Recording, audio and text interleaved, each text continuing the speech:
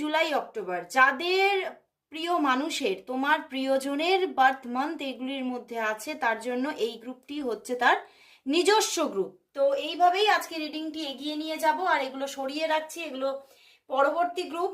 তো আজকের যে টপিকটি আজকে নিয়ে এসেছি, সেই টপিকটি কিন্তু ভীষণ ইন্টারেস্টিং। আজকে দেখবো তোমার যে বর্তমান ভালোবাসার জীবন আছে, সেই বর্তমান ভালোবাসার জীবন এখন কেমন চলবে, এই বর্তমান ভালোবাসার জীবনের গতিটা কিরকম থাকবে সেটাই দেখবো, এবং তার সাথে দেখে নেব যে এই বর্তমান রিলেশনশিপের ভবিষ্যৎ কি।